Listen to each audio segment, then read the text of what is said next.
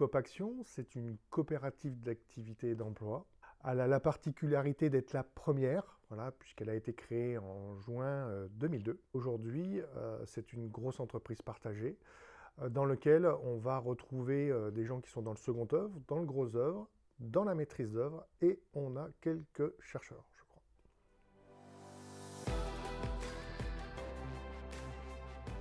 En fait, le slogan des CAE, c'est de donner du pouvoir d'agir. Au-delà de mutualiser une entreprise avec nos sociétaires, puisque 85% des sociétaires sont des entrepreneurs de la coopérative, je revendique assez facilement aujourd'hui qu'on est une école de l'entrepreneuriat aussi, quoi. En coopérative, on a aussi des entrepreneurs où il y a des très belles réussites. Il y a de l'individualité, mais pas que. C'est-à-dire que pour le coup, ils peuvent travailler entre eux, mais ils font aussi travailler d'autres personnes. On a aussi des entrepreneurs qui, après le parcours, ont créé des boîtes qui sont toujours viables. Pour le coup, l'expérience qu'ils ont eue en coopérative ont fait qu'ils ont créé de belles boîtes derrière, et c'est aussi une des réussites des coopératives d'activité et d'emploi, quoi. Ces entreprises partagées aujourd'hui dans lesquelles on travaille et on crée de la richesse, elle n'est pas forcément que pour nous. C'est des entreprises qu'on va léguer aux générations futures et dans lesquelles on n'est que de passage. Mais c'est des vrais outils sociétaux. On crée de la richesse sur le territoire. Je pense que les partenaires qu'on a à l'extérieur l'ont bien compris, quoi.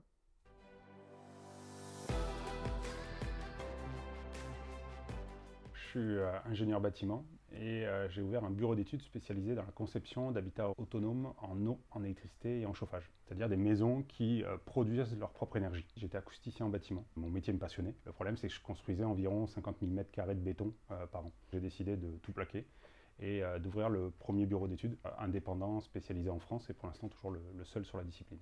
J'aurais pu arriver à avoir une décennale et créer ma société indépendante. Le risque était énorme financier, en sachant qu'il y avait bien d'autres investissements à faire. Au fur et à mesure d'une recherche, j'ai découvert l'existence des CAE. Et le feeling est passé avec celle de Copaction. Et c'est là où j'ai compris qu'il était possible, à moindre risque, de lancer l'activité. On est passé d'abord par une phase de partenariat, où j'avais le droit d'utiliser le numéro de siret de la CAE. Et ça, c'est vraiment une phase très importante parce qu'il suffit de signer une feuille.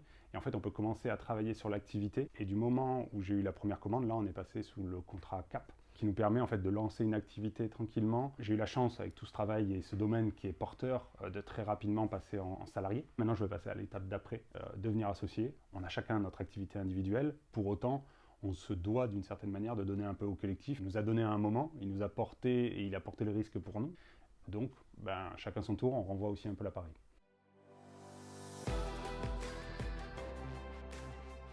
Je suis maçonne, donc dans la coopérative. Et du coup là, je lance mon activité après avoir fini mes études l'année dernière. Une formation générale en éco-construction. Je travaille pas mal sur du bâti ancien et de la rénovation. C'est un métier qu'on pratique à plusieurs. Ça pour moi, c'était assez important. Pas mal en extérieur aussi. Travailler la matière. 3 choses qui sont très importantes pour faire un métier que j'aime. Je viens de rentrer dans la coopérative, c'est tout récent. C'est un système que je trouve assez chouette pour pouvoir lancer son entreprise, puisqu'il y a quand même un bon accompagnement au niveau administratif. On a des rendez-vous individualisés pour ça, ce qui permet des fois de clarifier des choses. On ne se sent pas seul.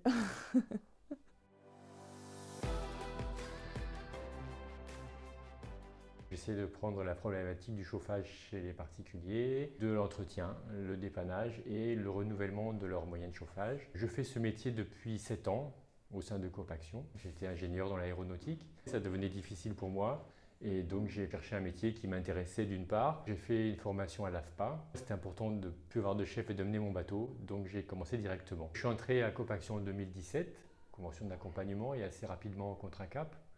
Je suis passé en contrat César en 2018, c'est-à-dire salarié, et je suis devenu associé en 2019. Depuis 1 an maintenant, je fais partie du CODIR, nos comités de direction. C'est une entreprise qui nous appartient, donc ça m'appartient, je m'en occupe. Voilà. Elle nous aide, elle nous accompagne, et on mutualise aussi beaucoup de services. Pour moi, j'en suis vraiment très content. C'est important pour ma vie. Là, dans cette vie aujourd'hui beaucoup plus indépendante, quelque part, je redécouvre la société, même si financièrement, je gagne beaucoup moins d'argent qu'avant. Ça m'enrichit humainement énormément et je suis très très content de cette expérience. Un petit peu inattendue.